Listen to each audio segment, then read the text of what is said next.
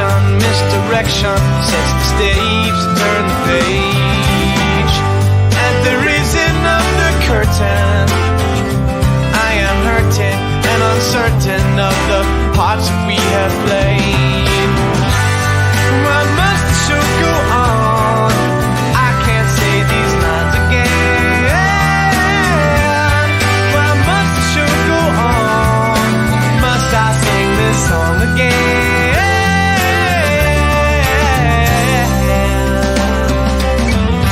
Fading out of the close-up, everybody's reeling, no concealing. Your beauty is seed stealing.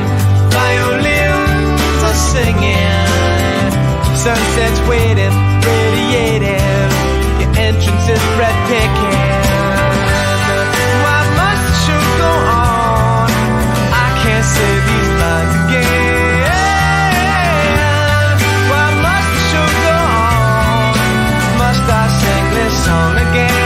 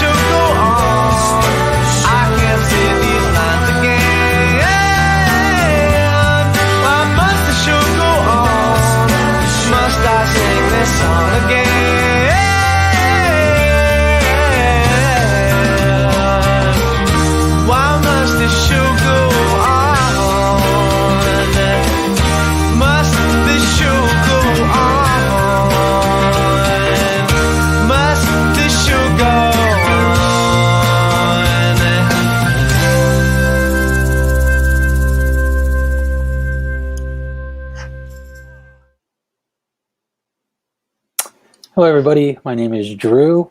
Welcome to the Four Wall Sunday Roundtable, episode 20. Can't believe we're at episode 20. Which, if we were a Netflix TV show, we're in the season finale right now. Season 2, season finale. What do you think? And we'll be back next week, so you don't have to wait 3 months before the show comes back. So we got a great show today. It's going to be production Electricians. I am joined once again by my co-host, Jeff Kreuter. Hey, Drew. Hi, everyone. Drew, I think this might be, if this were Netflix, like season 3 finale for some of these shows. That's just true. When you get into them, they're over. Well, I was watching Ozarks. It's okay. Don't ask me why we did this, but for some reason, Kate and I checked out because we watched something and wanted to compare it to an older sitcom, and we looked at I think Family Ties, and they did 7 seasons, I think like 30 episodes, like sometimes like 24 to 30 episodes a season. So things are a little different these days. Yeah. And hello, everyone, and thank you so much for watching. And I can't believe it's episode 20 also, but it's exciting that we're still doing it. Well, sort of. I mean, yeah, we're doing this because we're not working. So that part's not exciting, but it's exciting that we get to do this. Once again, I want to thank Chris Barron for letting us use his song to open the show. Why Must the Show Go On is the name of it, and it is available everywhere you download music. Please click. What about Spotify? And, on Spotify? Who downloads music? Come on. I know. I'm just kidding. I do. I'm old. Also, thank you again, and we don't say this enough here, thank you to Al Rodella and Four Wall, and of course, Drew, thank you very much for everything you do for the show. And how are you? I'm doing good. Good. Happy to hear it. A couple of things before we start. Congratulations to Eddie Pierce, who is the new president of the United Scenic Artists. Very happy for him. There was a higher than normal turnout, which is great, but still only 49% of the membership voted, which is not great. But hopefully, I hear there's a big election coming up in a few weeks, and we'll have a better turnout for that one. So everyone, please vote. other thing is that we did a Hal Binkley tribute a few weeks ago, and his family and coworkers have put together a celebration of light and love to honor the legacy of Hal Binkley. And Drew, the link is in the comments. Yeah, I'll put it in there. The link will be in the comments. Please check it out. Also, a few weeks ago, we had Rachel Blackwell on the show to tell us about a project she was working on, and she is back again to give us an update. Hello, Rachel. Hey, Rachel. Hey, how you guys doing? Doing Good. How are you? In Connecticut right now, but I'm awesome. That's good. So it's done. You finished it. It happened. Tell us where we find it, and anything you want to say about it at all. So, For Women and an Artist premiered last night on YouTube, and it's still available on YouTube. Drew has the link for you guys. You can also find it on my Instagram at BNR Lights. It'll be available up there after tonight. But if you want to catch it now, it's on YouTube. It will be up there indefinitely. Check it out. It's a really quick program. It's only about 20 minutes, but it's some good stuff. Yep, and I just commented, so for those of you watching, the link is there on Facebook and YouTube. So, thank you, Drew. Thank you, Rachel. Thank you. And we'd love to we want to have you back on to talk about it a little bit more in depth when we have when we actually just found out about this today. So thank you so much for making time to come on to even tell us about it at all. So we're really excited for you that you finished it and can't wait to watch it. I'm gonna go check it out tonight. Yeah, thanks for having me back. Absolutely. Yep, no problem. We'll have you on again soon. Yeah. So, thanks again. Sounds good. All right. Have Bye, a great Rachel. night. Bye. Okay. Production electricians. All right. Let's bring them on. Backbone of the lighting team. So much more. Our first guest is John Anselmo. Just kidding. No, it's not. It's Sarah Arnold. Hey, Sarah. Hi. How you doing? Order. I can't hear you guys though. You can't hear us? Can't hear us? That's terrible news. You have to sign off and sign back in because of something weird with StreamYard. So sorry, everyone. Well, Sarah, we'll bring you back. Yeah, you have to close your browser and re-sign in with your headphones hooked up, or disconnect your headphones. Well, I'm just kidding. We'll bring in. We'll bring in John Anselmo. Kevin Parry. Hey, Kevin. I can hear you just fine. Everything. Listen is going Okay, on. Great. Hey, 20 episodes in. I mean, we haven't had. We have not had this problem before. No. So hey, we're due. We're due. Hi, Jeff. And next is Mike Grimes. Hey, Mike. Hey, how you guys doing? Good. How are you? Good. Excellent. Alrighty. And then John Anselmo. Hey, John. Hey, how you guys doing tonight? Great. Doing good. All right, let's try this one more time with Sarah, Sarah. can you hear us now? Come on in, Sarah. Hold on. Nope. She'll be back. I'm confident. Yeah. She'll be back. Hi, guys. How are you? Great. How you doing, Jeff? Good. All right. Well, we're gonna get started, and hopefully Sarah will join us midway, and we'll go back and catch up with her as we go. Yeah. Kevin, we're gonna start with you. Oh, great. I know. No one knows. See, to the people watching, nobody knows who gets to go first. There are many kinds of electricians working in a wide variety of areas in live entertainment. Where do you work, and what kind of work do you do? I work on Broadway, almost, I would say exclusively. Broadway plays and musicals. That's pretty much it. I don't dabble much in TV or anything like that. Maybe years ago, but these days just Broadway. Yeah. Do you sit on shows, or do you set them up and get out? I do actually. I am sitting currently. Before COVID, I was sitting as the board operator on Harry Potter and the Cursed Child. Right. I'm kind of one of the last production electricians to really want to do that. Although I'm finding as I'm starting to get more of my own shows, it's not a role I'm probably going to do much more in the future, but it is something I enjoy. So I continue to do it if I can. That's good. John, how about you? I am the production electrician for off-Broadway shows. I'm mainly at New York Theater Workshop, but I also work for Production Corps / Sonova and Tink as their primary production electrician. I also work for the New Group and other off-Broadway companies around town. So you're an off-Broadway mercenary. Correct. Do you sit on shows? You don't run shows. I used to run shows, You used to run and my business partner, Dan Mullins, was like, you can't run shows anymore. So Right. Peter the Dogcatcher was my last show that I ran a long time. Heard of it. Yeah, I know you. Mike Grimes, how about you? Where do you work? I do mostly special events, television. I do fashion. I do a little bit of everything.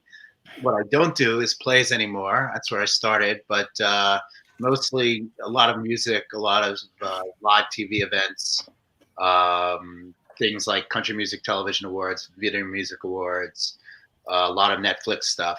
That's what I do. Got it. Cool. No sign of Sarah. That's sad. Yeah. Hopefully she's able to get it going. We thought I was the troublesome today. I know, and John, you sound and look great. So we had some trouble with John earlier. Drew, do you want to take question 2? Yeah, sure. We're not even organized ourselves. I know. We'll stick with you, Mike. What is your path and how did you get to where you are today? I started out in theater back in the late 70s, and then in the early 90s, there was this thing called cable TV. And what's that? Yeah, it's funny you say that, but that's sort of what a lot of people said at the time. And I sold my soul for the money and went to cable TV. Started with HBO and Lifetime, and been doing TV and special events ever since. And I've been very lucky that, it's taken me a lot of places. I've traveled a lot of the world, and I've done a lot of really cool stuff. And I've been very lucky in that sense. That's how and now, again, like I said, I do a little bit of everything, but yeah, that's good. That's how I started out. Cool. Awesome. And Kevin, what was your path? Did Kevin just leave? Wow. Well, we'll go to you, John. John, tell us about yours. I started way back in early 80s, and when I went to Suffolk Community College, I was that was when I got the theater bug, and from there I went to University of Delaware to get my master's under Bill Browning and Eileen Smithheimer, and from there I went to work at American Plays Theater back in Madison, Wisconsin for several years, which went to North Carolina Shakespeare Festival. And for both those companies, I was their sound head and one of their electricians, which then moved me to being at New York Theater Workshop as their file spot op for Rent. And then I've been there ever since. And then I picked up work as an electrician with John Tees. And then from there, I met James Cleveland at Production Corsa Nova, and they hired me as their PE, which then led me to Duncan Northern at Tink with the same relationship. And we've been doing stuff all over town with those two and other, PMs and other LDs. Awesome. You were a spot op for Rent at New York Theater Workshop? Yes. Cool. It's my first show. Respect. Shoot your autograph. Well, welcome, Sarah and Kevin. I don't know if you guys are you guys on some inside joke or something, trying to give me a No, heart attack? we're not on the audio panel, that's for sure. Haven't done one of those yet, so that's coming soon. Yeah. I'll watch. Thanks. Me too. Kevin, Yeah. why don't we go to you? Were you on for the question? Yeah, and then I blipped out, but now I think I'm good. High school theater, then college theater. I went to the University of Massachusetts, where a surprising number of people have made their way to Broadway. And then I went to regional theater at the Huntington Theater. I was a assistant master electrician. I went on a nice show. That was exciting. Yeah. It's an experience. And then I moved to New York City. And then I got a job at the old 4-Star Lighting. And I worked there for a couple of years. And then I hooked up with some productions. And then that's when I left 4-Star and I started working for Jimmy Maloney, who's been a huge part of my life, and he's just one of the most amazing production electricians. And from there, I just worked my way through shows with his team until we do what's more like an associate production electrician job as a big team, and then started doing my own shows here and there. And then recently, I've started transitioning into doing my own shows, but still continue to work with Jimmy Maloney. Cool. And And here I am Here you are. in my basement. And here we are. Sarah, welcome to the show, sound and all. Glad to be here. So we're gonna make this a two-part question for you. Where do you work and what do you do? And how did you get there? How did you get where you are today? I mostly work as a production electrician and gaffer for some film and TV, but mostly in live events as a production electrician and as an assistant production electrician for friends. Mhm. And my background is I, like these guys, did theater in high school, loved it, continued to do it in college, went to East Carolina University in North Carolina. And also part of my education was 3 summers at Santa Fe Opera for sure. I learned a ton there. And then moved to New York and got started off Broadway my 3rd day in the city, and kind of off Broadway led into events, which led into TV, some touring.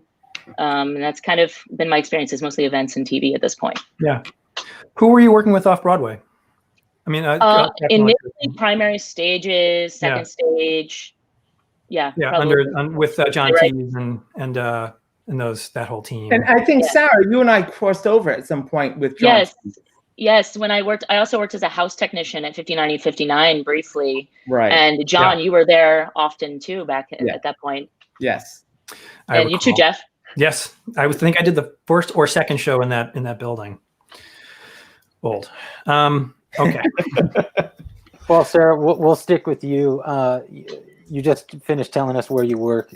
In your area of work, what is the job of the production electrician, in your opinion, and what are your responsibilities?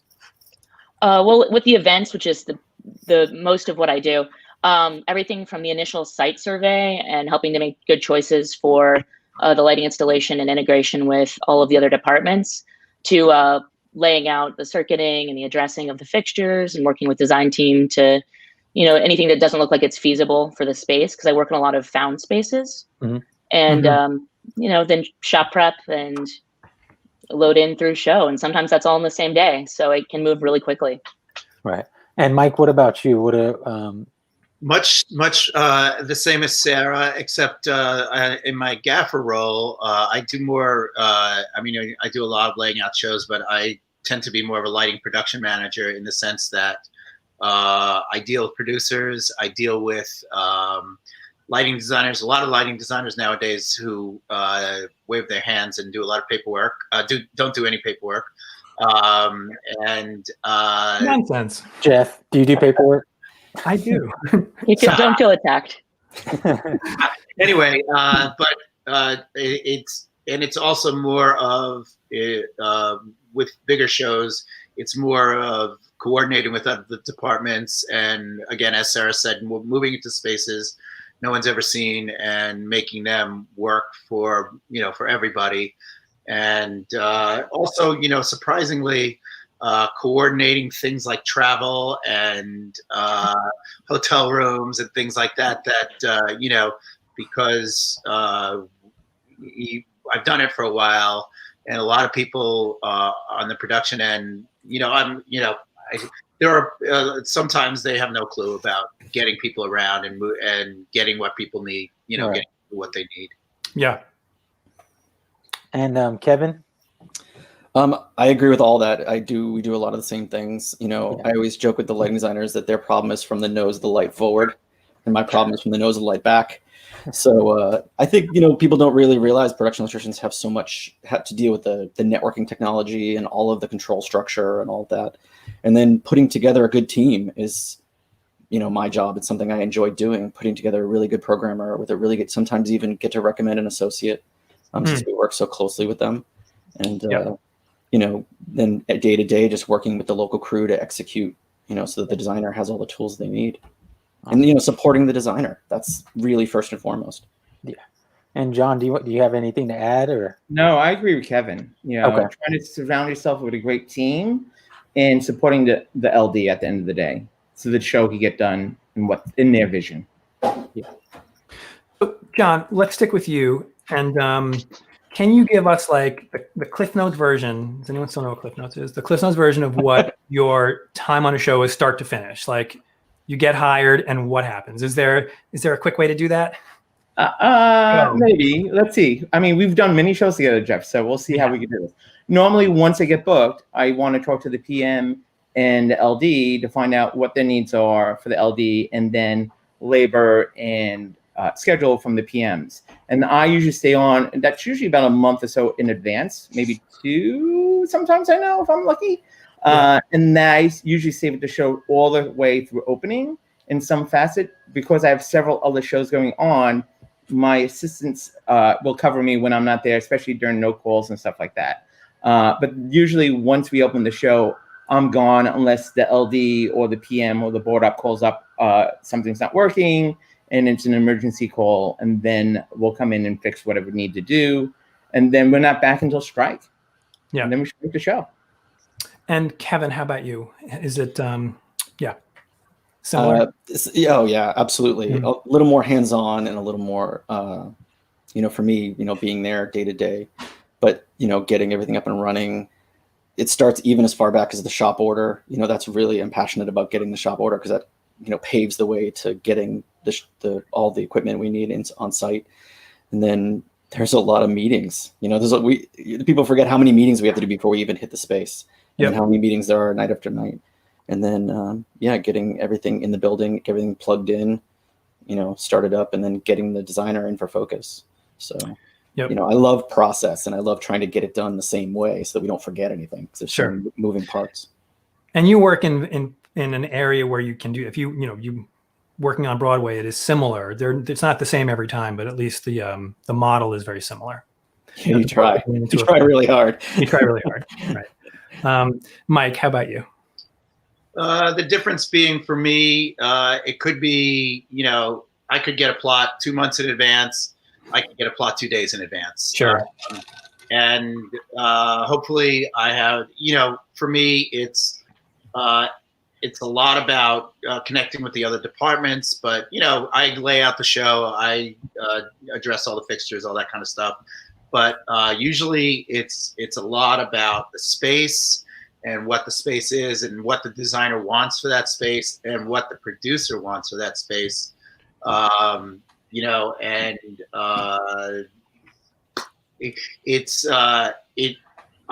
also about process. I love laying out shows, but I've often find that I spend so much time talking to producers, in meetings and talking to people about how the show is actually going to go in and how we're going to make this space work.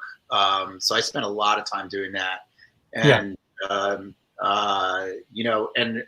I try really hard not to let the lighting go, becomes second to what has to happen in order to make the show get into the space itself. Sure. Sarah, is there anything you want to add to that? And before I let you say that, I'm gonna also ask you, because there are people who watch the show who might not know what laying out a show actually means. So can you, if you want to add anything to what everyone else has said, great. But also, can you explain what laying out a show is? Absolutely. To reiterate a lot of what Mike said, it depends on the timeline of how far in advance I have information about the show, because that varies greatly. And honestly, the longer timelines are not always helpful. It may result in more meetings, more questions, and more reassurances of process than is probably necessary. But the rest of that is pretty much similar to what they said. And as far as the most important part of that for me is broad strokes and getting a good shop prep, because I feel like that's everything about the success of load-in is having a good prep. Yeah. And as far as layout, that's what helps you with prep and knowing what to bring, is making all of those assignments for all of the circuits, all of the addresses for the fixtures, any labels, any materials that will help you load in, such as truss tapes, all of that. Like, I like to compile all that prior to prep and to come into that with, my arsenal of supplies to help me and my crew go in with the plan and load in as efficiently as possible. And I feel like clients and like designers, they see it. They see what a difference that makes. It makes a huge difference. So you all get a piece of paper or a file that has a light plot that is generated by a lighting designer or someone in a lighting designer's office. And then you have to miraculously figure out how to make it all turn on and plug it all in. And, and some of these places don't have electricity. If I could, just one thing. Yeah. Adding on to what Sarah said in terms of laying out paperwork and stuff like that. Please. The people you've chosen on this panel are all from the East Coast, all from New York, it seems like. The West Coast people don't prep the way we do. Yeah, that's true. I'm not criticizing. I'm just saying that on the West Coast, they have a different attitude in terms of what needs to be prepped, what doesn't need to be prepped, and how much the shop does versus the production electrician does. Sure. Yeah. Well, next time we do this, we're going to have someone from the West Coast on. We'll have 2 West Coast, 2 East Coast, and we'll just. Oh no! We won't even have any questions. See We won't even come up with questions. We'll just let them do. Let them talk. Do their thing for an hour. Age match like labelers at 50 feet. You know. Right. It's John Anselmo's turn to disappear from screen. He did have a ghost behind him, so it seems. I wasn't going to even say anything until the end of the show, but maybe he's been possessed. He's working on it. Al Rodella from the green room says John is working on it. We're going to go on because we can. We have on the show spoken a lot about collaboration. What is the relationship between lighting designer and electrician? And do you work differently or change your approach depending on who the designer is? Kevin, we're going to start with you. Yes and no. It's like it does specific designers that I have a lot of experience working with that I know require more flexibility once we get in the space. I might tweak how I lay out circuits or Did you see me back? You know, or something like that in order to provide that for them. Some designers don't seem to need as much flexibility later on in the process. But it's always there. It just might not be quite as readily available. But kind of sometimes the way I circuit and sometimes the way I address is specific to a designer. You know. Mm-hmm. Sarah, what's the collaboration between designer and production electrician in your mind? I'm fortunate enough to have a lot of repeat design teams that I work with, and you know who you are. I adore you all. But they're all different relationships, and some of it's a repeat show. So there's a degree of just knowledge, institutional knowledge in the show, and who's expected to take care of what. And then there's new relationships with new designers where you might want to provide more communication, more assurance about the process. And then you may take a little bit more time with that than you would with reoccurring collaborations. But yeah, I mean, I think it's everything, and getting along with them as humans makes it so much better when you work with people you enjoy working with. You know, it's great.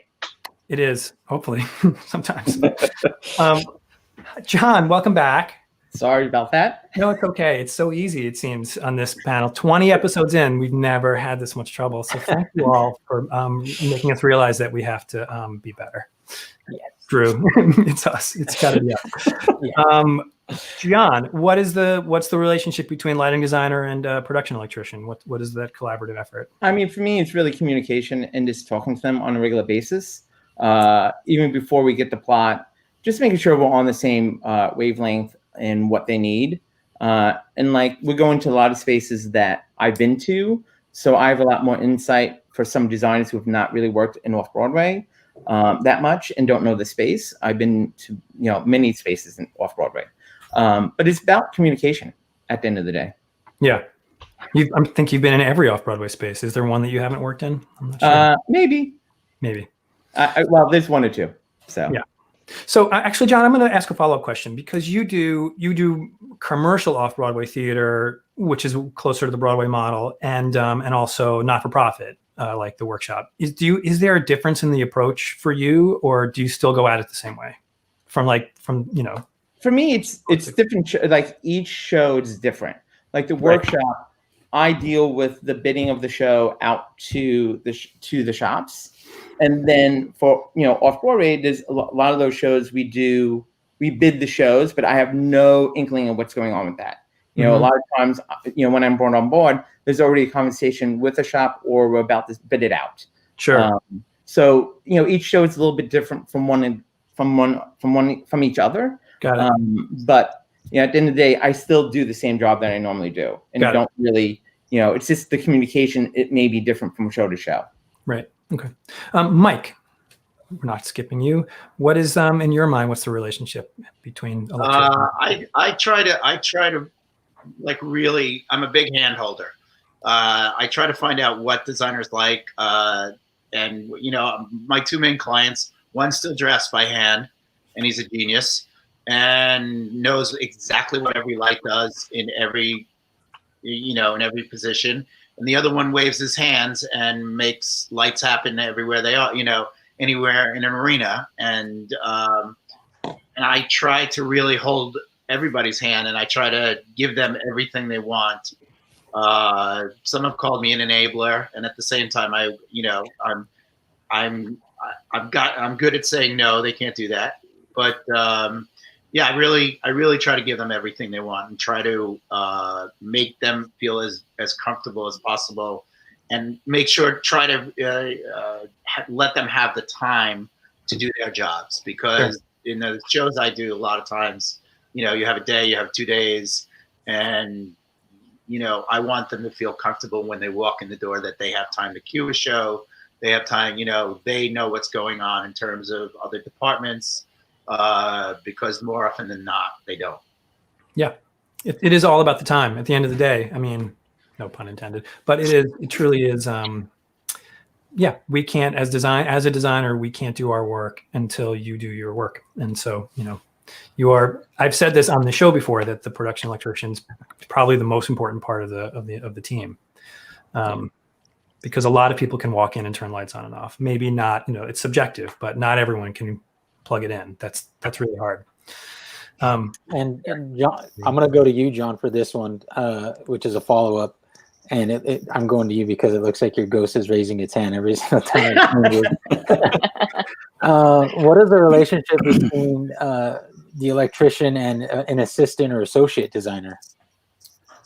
I rely on them a lot. And once again, communication is a big thing. And, sometimes they're the middle person between me and the LD, because there's times where I cannot talk to the LD because he's in the middle of teching the show and I need to communicate something to him or her or they, and just have that conversation. So usually me and the ALD have to be on the same page and be able to have an open conversation. Even if I have bad news to tell the LD, I want the ALD to take the blunt. I don't want to do that.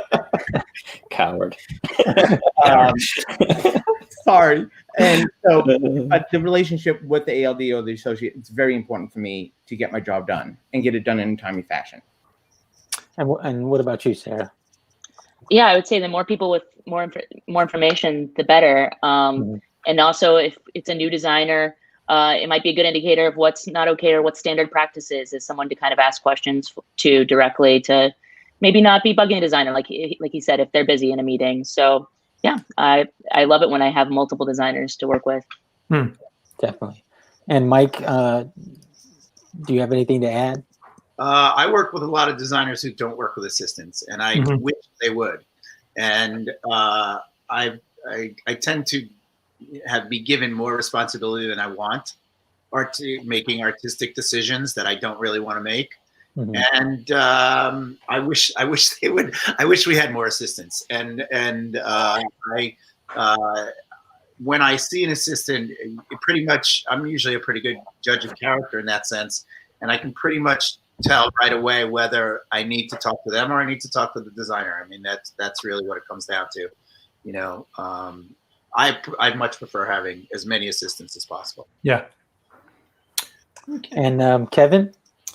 I think in the Broadway model, it's like the associate designer is like my best friend. It's like I almost value them more than the lighting designer on some days, because we're a team. We're locked together in success, and they can kind of let me know what the designer's thinking, and I can get ahead of that while they're working. And again, like everybody said, we're not bugging the designer; they're executing what they have to do, and then me and the associate and I are able to really get ahead if we have a great relationship. And I have some really special relationships with some really great associate designers, and they are amazing. And I value them to make me look good. So I try everything I can to make them look good. The great ones are great and amazing and hard to find. I mean, they get booked. They work nonstop. Okay, moving on. So actually, Kevin, let's stay with you. Because you mentioned this earlier, your team. You were part of a team. You have your own team.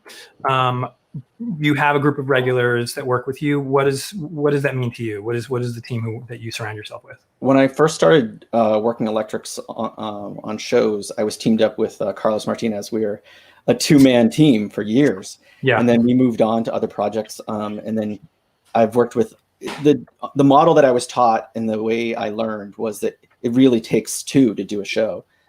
There's so much to do in the shop, and there's so much to do as part of the show. Having two people who have a complete clue works really well for me. Yeah. And somebody who can handle the meetings and the phone calls, and someone else that can handle some of the layout and some of the DMX. So we have just an amazing team that I've carried from and still work with, that are part of this Jimmy Maloney team that I dip into all the time. Amazing electricians like Brad Robertson and Brian Amon, and these guys are just incredible. And I can jump in on their teams, they can jump in on my teams. Yep. I think Sarah was talking about working for friends and working with friends. Yep. Is so much more fun than working by yourself. And I think it's critical. It's just, and it's even the teams of like your programmers and your electricians that you carry in for, try to get them on load-ins and things like that. It's critical because what skills they have, and how well they work under pressure. Yep, absolutely. Mike, about you? My team, unfortunately, in the freelance world, like I would love to hire Sarah every day. Sure, it's fantastic. Thank you. I would like, I will work for anybody, but more often than not, I'm the one doing the hiring. And unfortunately, so are all of my friends. And those of us who there's probably a dozen of us in New York that do special events in New York, and we all know each other, and we're all fighting for the same jobs, but we're also fighting for the same people. And for me, the last week I loaded in a show at the Beacon, and the designer, because of budget constraints, basically gave me two people, both of who I'd met before, but I wasn't confident. I got to bring in my one person for one day in the shop and one day of the load-in. And when she walked into the shop, my shoulders relaxed, and I asked her to do something, and I handed her the paperwork, and she goes, "Okay, now walk away." And in my world, because of the time crunch, if I can hand somebody something and say, "Go do this," and they know what I want, that's the best thing I could ever have. Sarah, since your name was invoked, how about you? Do you have a team? Yeah, I have a team that I work with pretty regularly, and occasionally gets to overlap with Grimes' team on some larger projects, which is nice. Yeah. And sometimes I'm in charge, and often I'm not. And what's been a big change for me is that in February I was sworn into Local 1. So that changed kind of the landscape of my work. Thank you. That we're promptly shut down. So sorry. But it changed the landscape of what projects I was accepting as a production electrician. Sure. So I had, in the last few years, moved to often assisting other Local 1 heads on their projects. So I'm open to that too. Sure. But I do enjoy working with a great group of people. Yeah. And John, you have a team. Yeah, I of course have a team. I have too many shows going on at once a lot of times off Broadway. I have a great business partner, Dan Mullins, who has been my co-PE for many, many, many years. And the way we've set it up is if anyone walks in that's one of our APEs or them being a co-head, they could walk in and know exactly what Dan and I were thinking about to be able to do the job. I mean, Dan and I could not do our job without this incredible, fantastic group of electricians that we've worked with for many years. And it's a small group who assist us a lot and co-head when we have too many shows. Right. But we also have a bigger group of electricians who are just as talented, and I would not work with them if they were not fun to work with. Yeah, absolutely. And because you said Dan's name, you and Dan are co-PEs, and you're sometimes in the room at the same time, but often he's doing a giant show at the same time you're doing a giant show, like, for a block away. Yeah. So, and then Dan. I just go up there and harass him, especially if it's your show. That's right. I will attest. It's true. Hopefully that'll happen again. It will happen again. It will happen again. Can't wait for you to walk in and harass Dan and me. Yeah. Again. All right, Drew. Moving on. Oh, did Kevin get a chance for that one? Yeah, I think it was first. Or yeah, today is just one of those days. Well, me being from a lighting and video equipment rental shop. What is your relationship like with the lighting equipment shops or rental shops, Sarah? I think that's huge when you have faith and trust in your rental shop and in your rep, and that your gear is going to show up and be what you asked for in prep, and that it's going to function properly and be in good condition, that your lighting designer is not going to look up and ask why your light's falling apart or needs to be painted. So I do enjoy working with 4Wall for that reason. Yeah, I mean, having a rep who responds to you quickly and timely, super helpful. And then there's trust. Like if I ask for something and the shop can't for some reason make it happen, say it's a busy time, just having that honest conversation about what could be replaced, what's a suitable replacement, and knowing that I'm not going to take more than I have to. Like I want to deal fairly with my shop as well, but I want to be covered. Because like Mike and I have reiterated many times, it's a short time on events. And if you don't have it, you are pretty much in trouble. So it's one shop. Do you have one shop rep that you work with at each shop, or do you jump around depending on the producer of the show? Sometimes I have to change for the producer's preferences if they have a pre-established relationship. Right. But otherwise, I do have. You have your people. Yeah. Yes. Cool. Long term. Yes, for sure. And Mike, what about you? I feel the same way Sarah does, but I don't have a particular rep. I guess I know them all at this point. And in most cases on my shows, the designer chooses the shop because it's a budget thing, and I generally stay out of the budget until they tell me I'm spending too much money, which I've been told. You have to have trust in the shop, and you have to know that the gear is going to work, and you also there are some shops that the gear is not going to work, and you end up ordering more gear, and the designer will say to you, "Why did you order all this extra gear?" And you go, "Well, when it gets up in the air and we have to bring it down, we have So you have to be able to know that also. You have to, again, I've been around long enough to know what shops are going to help me and what shops aren't going to help me. Yeah. And I'm not trying to plug you guys, but you guys are the best. 4Wall is the best. 4Wall definitely, and it's about, knowing that the gear is going to work, knowing that when you get to the shop, the gear is going to be there to prep.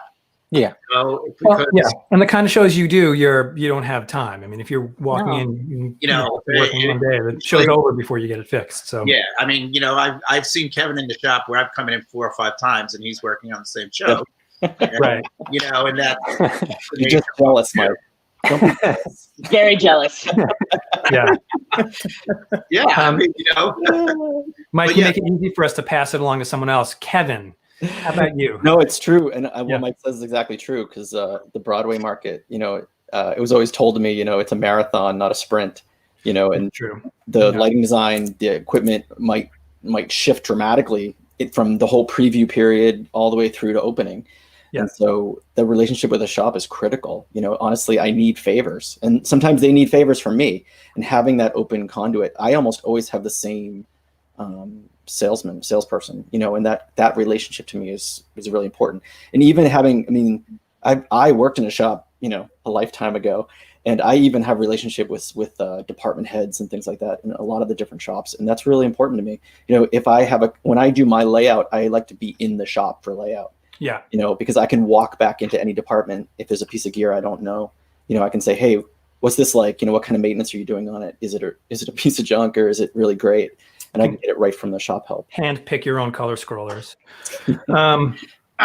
What are color scrollers? John, how about you? It's different because I don't get a chance to go to the shop and prep. So a lot of my stuff is, it's through the phone and talking to them. And I pray that we have what we need when the truck shows up. Yes, we do order too much stuff sometimes. But the relationship with I have relationships with the 4 main shops in New York, and I have my own person there. And 99% of the time, I have that person because the LD has that relationship with them.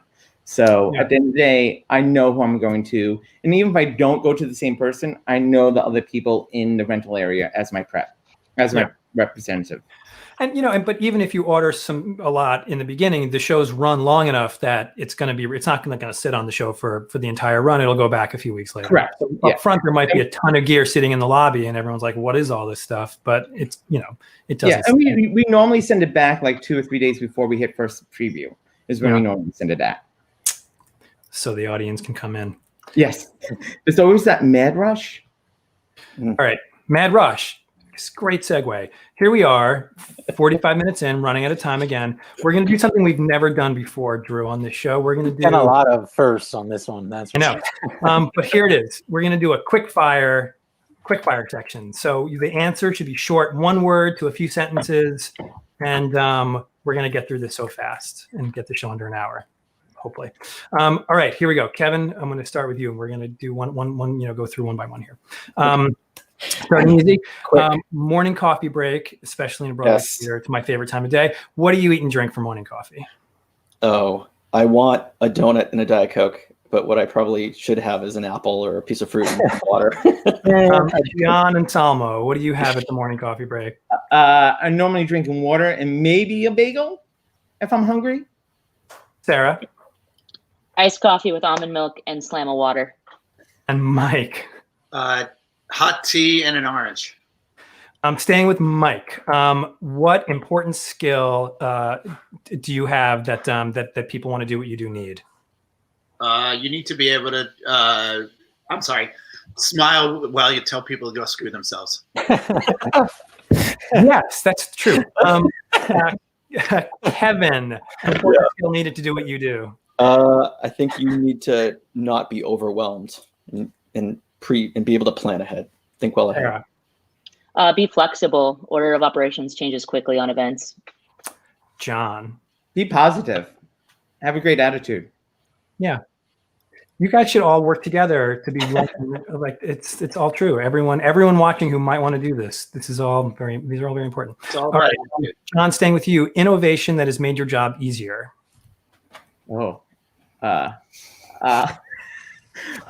Probably the paper Lightright has always been a great thing, and they keep improving it, which makes my life much easier to do my job and do labels and keep the work in order. Sarah. Yeah, Lightright Vectorworks syncing and truss tape printing. Yeah. Kevin. LED moving lights, moving lights that don't break down all the time because they don't have to redo everything. And then I'm old enough to know what it was like before cell phones. Wow, people do shows before cell phones. I don't know. Yeah. I know. How did that happen? Mike, how about you? Lightning tapes and a DMX cat. Yep. Okay. Something that has gone, Mike, staying with you, something that has gone away that you miss. Designers who actually design shows. Hey, Sarah. What's in that Corona? Just kidding. Sarah. How about you, Sarah? All the tungsten. Yeah. Yep. I like the look. Sure. I like the look. Yep. Kevin. You know what? I miss it. It's what do I miss? I kind of missed when moving lights were like exciting. Now they're just innocuous. Yep. I just kind of missed it. It was cool when it happened. Now nobody cares. Yeah. Oh, yeah. Yeah. John, how about you? Nothing. I just nothing. Nothing. Great. Something you were happy to see go, John. Not other than color scrollers. Well, Jeff, your favorite unit, VL 1K. VL 1K. Oh God, I hate those suckers. Or the TW1, whatever that thing was, also breaks all the time. I like those. I love them, but maybe electricians don't love them so much. I love them. Sarah, how about you? Kind of the same vein. I don't miss the burns from said Lecos with tungsten. Yep. Mike. Icons. Ooh. Do a lot of shows, and they are gone, and thank God they are gone. That's a great answer. Kevin. Mini strips. Yeah. Yeah. I still use them. Those are gone. I know. I still use them too. You could always tell an Alan Edelman show because they're on every TV show that he does. They're almost haven't had one in a while, and if we put them in the parking lot of the shop and roll over them with a steamroller, I'd be okay. Under the scrollers. The scrollers should be the first layer. Definitely. Definitely. That's Probably right. the first thing. Like your lasagna that we're trashing. Yes. Crash lasagna. Least favorite thing you have to do as part of your job, Kevin. Oh, contract negotiations. I hate Yeah, great. my own contract. I hate it. Yeah, sure. It's the only Sarah. part terrible. Yeah. Probably like asking people to do a job more than 3 times for changes. It Yep. happens, but it's necessary and unfortunate. Yep. John? I don't want to give bad news to anyone, especially the LD. And that does happen a lot in my realm of Broadway. Yeah. Mike? Telling the designer no. Yeah. Yep. similar. I never say no. I always say, let's see what it is. But if I have to say no, I really hate that. Sarah, favorite part of your job? Easy, the people. Cool. Yeah. John? Same thing, people. Yep. Kevin? It's the camaraderie. Of working as a team. It's incredible. And Mike? Same with me. I can't, the worst part of this whole COVID thing has been missing the work with my friends. John, hardest part of your job? When Similar to what you're saying. When I don't get the paperwork in time to do what I need to do. Like the night before, getting a plot does not work for me to help the LD do their job. Sure. Sarah? Just the scheduling with events, knowing how many I can take on at once to keep them all moving along and actually adequately give it the time it deserves as they're happening. Kevin? It's the hours, work-life balance. It's horrible. Super hard. Yep. Mike? Letting people go after I've hired them.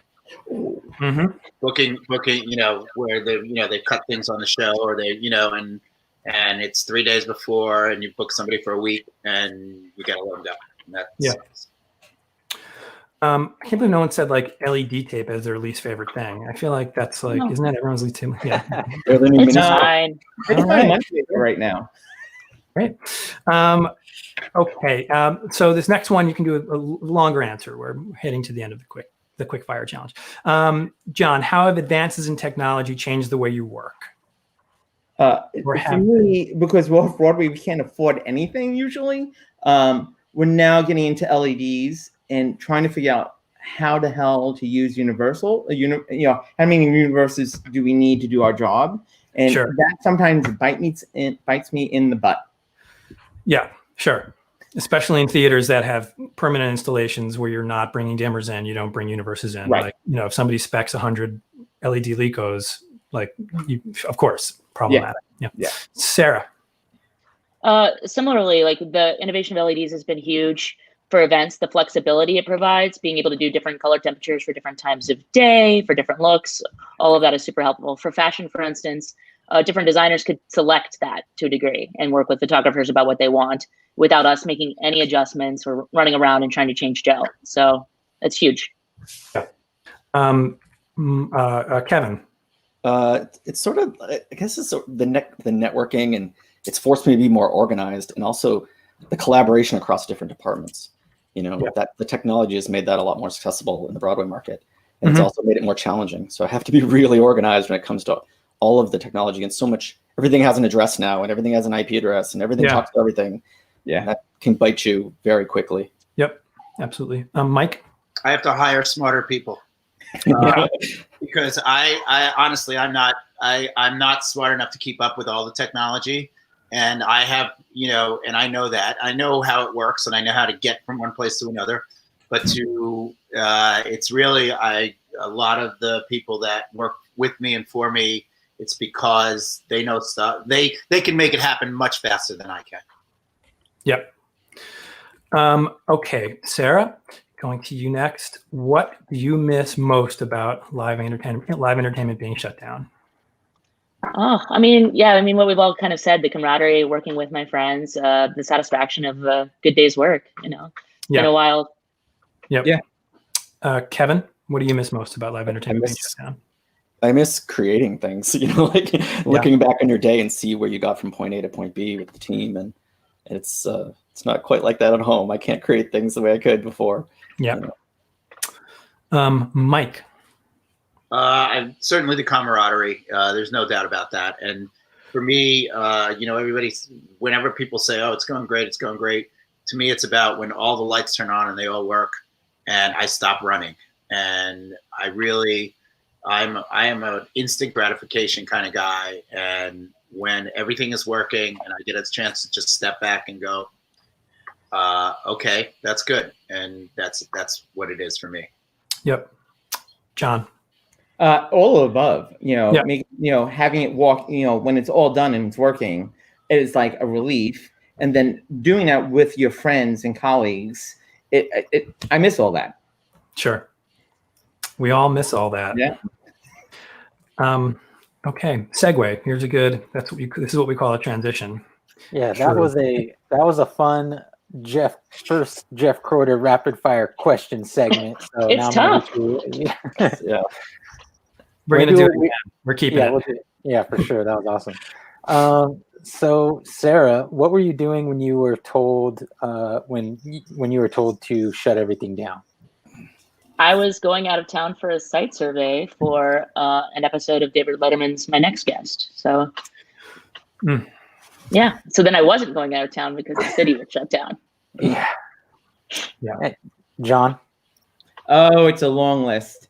I think Jeff was getting ready for his first preview at 59 East 59. And my business partner was on the way up there, and they were told, "Don't come, we're shutting down."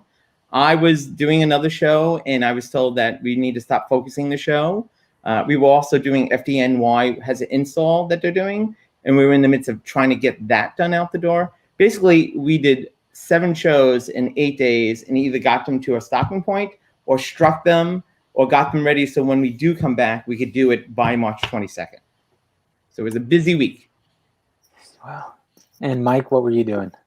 I was in Atlanta doing a show for BET called Sunday Best, and we shot, which is like a gospel competition show. And we shot a show. We finished at 5 p.m. on Friday. I think it was the 13th. And at 7 p.m. they called everybody and said, "You have to get everything out of all your personal stuff out of the studio by noon tomorrow, and be on a plane tomorrow back to New York." I was in Atlanta, and that was it. And Kevin? We were like a week away from opening company, new revival company, and we were supposed to have a preview, and it just all shut down. It's terrible. We were so close. We had gone through all the worst part of tech and previews, and the show was settling down, and we were literally like a couple of days away from freezing. So, yeah. So, Kevin, when did you make alternate plans? Did you make plans right away? I was supposed to make plans. Well, yeah. No, I mean, I've been very lucky. The question. Yeah. I've been lucky to be unemployment, and and then my kids are working remotely, so I got to be able to stay at home with them. Yeah. And I'm starting to look for part-time work. I'm doing a little remote sales for a company that's got a remote gateway that we're trying to help people get working remotely. Yep. So a little bit of this and a little bit of that keep me busy. Yeah. Sarah, how about you? Are you working? When did you start when did you realize that you were going to have to figure something out? Yeah, I mean, I was hopeful that it was not going to last so long, but that became evident that it was. I've been lucky enough to pick up some things, nothing that I've been in charge of, with events being my primary focus, but I've worked for other people a little bit, and I've been on unemployment, and I'm also excited to work the election coming up. Oh yeah, great. Mike? I became the homeschooler. I have a 9-year-old, and my wife worked full time, and we got out of town for a couple of months. Cool. Which was great. And then I actually worked for the entire month of September, 3 different shows. And we finished last week, and I was very depressed. It was, I mean, I had no plans. I had, now I'm thinking about making plans. I signed up to work the election, and, because honestly, I think it's going to be a long time before this is all resolved. So now I'm starting to think about what comes next. Yeah, it's going to be a little while. And I don't know, time is relative at this point. I don't even know what a long time means anymore. Right. A long time since, I will say that. John, how about you? We've been busy on and off since we started up with phase 1. FDNY really kept us busy on their fire zone for about a month and a half. And then we started having shows that we're not going to come back anytime soon. We need to strike them. So we did Emoji Land. We had to strike that show. And then we had to go in and strike some lights from another show. So monthly, we've been getting a few days of work every now and then. But it looks like as of January, that will all dry up. And I now need to figure out what to do. Yeah. John, staying with you, do you think a lot of people are going to leave the business and move on to something else? What do you hear from your peers? Well, from my crew, I do have some people who have left, but they didn't leave the business. They just left because they're going to go home and be with their family and hold out there for a while until we come back, and hopefully we'll be back next September. Who knows? But I do have 1 or 2 people who have left. But in general, most of my crew are either still in town or they're just going away, and they'll come back once we get going again. Yep. Get busy. Yep. Mike? I don't know. I'm hearing, I'm hearing people are leaving the business. People who have no choice, I guess, and they're trying to figure out what else they're going to do. I mean, I know a lot of people are sticking around and they're on unemployment. But yeah, I hear a lot of people are leaving the business. Kevin, how about you and your? Yeah, I have quite a few friends that have left the city just to get out from underneath big rents and to try to save their money. And it's cheaper to live somewhere else when there's no work for them, no steady work, Do you think they'll come back? I think they will. I mean, we're kind of a nomadic people anyways. I think we'll go where the work is. Yeah. Sarah, how about you? Most of the folks I work with regularly are trying to stick it out. I do know a lot of similar situations where people are going back to home or elsewhere for cheaper rent for a while, but they don't expect to transition to a different career. Yeah, cool. Great. Good. Well, Sarah, stick with you. Work aside, what have you been doing during the pandemic? Anything you've ignored that you're finally getting to or want to get to? Cooking something you've never cooked before, new hobbies? What have you been up to? When it was nicer weather, I was spending as much time outside as possible. Bought a bike, and it turns out when the city is shut down, that's the perfect time to ride around the city and learn to be a cyclist in New York City. And camping and kayaking. Yes, that's the bike squad right there. Bike squad. There's a bunch of other stations. There's an Amy Singerman, an Alex Gorman, a Max Breslow, and a Lois Gordon. Oh, cool. We had a little bike squad in Queens. And a lot of camping, Lake George, Lake Taconic, North Lake, South Lake. All the stuff that we don't get to do because we all work too damn much. So I was really trying to embrace that aspect of the positive time down. Kevin, how about you? I'm spending a lot of time with my boys and with my wife, and we're doing a lot of kayaking. I had a kayak that sat under my porch for a year or two, and we've been getting it out a lot. Been doing a lot of hiking. Excellent. Just great. Getting out as much before it gets cold. Yep. And Mike? Well, we spent the first 2 months on the North Fork of Long Island, and then the 2 months after that in the Poconos, and we bought inflatable kayaks. And we spent a lot of time kayaking. I have a 9-year-old son, and the time spent with him, I'll never get back. I'll never have again. So that was fantastic. And he doesn't hate me, which is good. That is good. I've done a lot of biking because I love to bike. I bought a scooter, which besides a bicycle seems to be the other way to get around New York City. I would say the electric bicycles are the scariest things I've ever seen when you're on either a bicycle or a scooter. But yeah, that's and I'm learning Spanish. That's awesome. I'm trying to learn Spanish. That's great. I'm not doing so well, but I'm trying. Does everybody else think it's we've spent our whole careers not being home for dinner? Right. That's been a lunch and dinner all the time. Popular sentiment on this show. Just that, enjoy this time while you have it, because we will all go back to work and we will not have this time again. Right. Like this. So, John, how about you?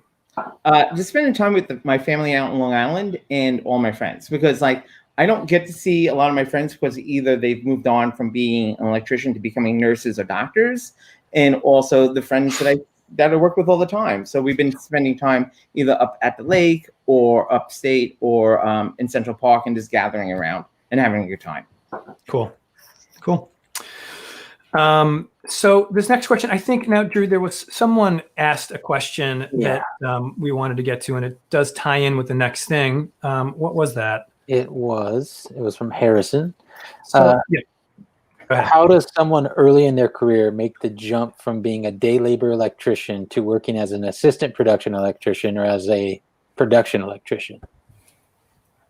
Anyone want to take that? You can, Mike. I think it's about your attitude and your willingness to take responsibility. I think you have to show somebody who's in charge that you're willing to take responsibility and that you know what you're doing. And as you do that, people will notice that. And people will notice that you're working hard, but also that it's all about taking responsibility. It's all about being willing to. Yep.